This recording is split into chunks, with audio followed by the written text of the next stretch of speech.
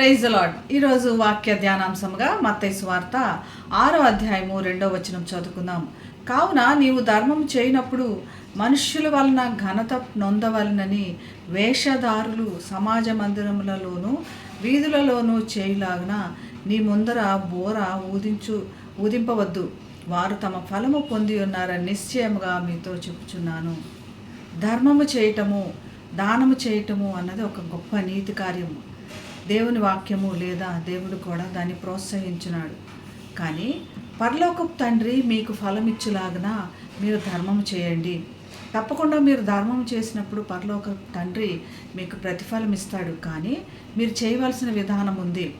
మనుష్యుల ఎదుట కాదు. ధర్మము చేయండి, మనుషులకు కనపడే విధంగా కాదు. బోర ఊదించుకొనవద్దు అంటే అందరూ చూడాలి, అందరు నన్ను గ్రహించాలి, అందరూ నేను చేస్తున్నదని మెచ్చుకోవాలి అన్నటువంటి పరిస్థితిలో నీవు ధర్మం చేయాల్సిన అవసరం లేదు. ఇది దేవుడు మెచ్చుకొనడు. వేషధారులు చేసినట్లు చేయొద్దు. వేషధారులు అన్నప్పుడు నటన చేసేవాళ్ళు, టీవీల్లో నటన చేసేవాళ్ళు లేదా మరి సినిమాల్లో నటన చేసేవారు, వారుగా ఆ సినిమాకి తగ్గట్టుగా, ఆ క్యారెక్టర్ తగ్గట్టుగా వారు పాత్ర పోషిస్తారు.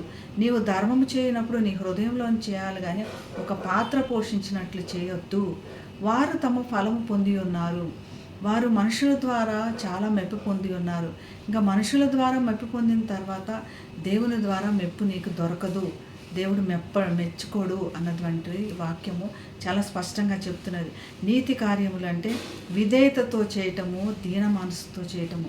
రహస్యమందు చూచున నీ తండ్రి నువ్వు ఆరాధించడం చాలా ప్రాముఖ్యమైనది.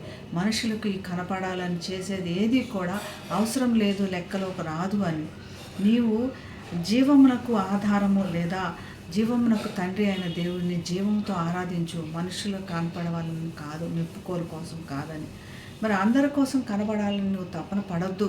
దేవుడు నిన్ను ఎప్పుడూ హెచ్చించాలో తప్పకుండా హెచ్చిస్తాడని. అలాగ మనం హెచ్చింపబడినట్లుగా దేవుని పద్ధతిని ఆశ్రయించి మరి అవసరమైన వారికి దానం చేద్దాం. అటువంటి కృప దేవుడు మనందరికీ దయచేయను గాక. ప్రార్థన చేసుకుందాం. మహాగణుడైన యేసయ్య, మీరు చేతనైనంత వరకు మరి దానము ధర్మం చేయమంటున్నారు ప్రభా. అది కూడా నీకు లోబడి నీ చిత్తానుసారంగా దాన్ని నీవు మెచ్చుకునే విధంగా, నిన్ను ఆరాధన పూర్వకంగా ఉండే విధంగా చేయడానికి సహాయం చేయమని యేసు నామమున ప్రార్థిస్తున్నాం తండ్రి. ఆమేన్. Have a blessed day. God bless you.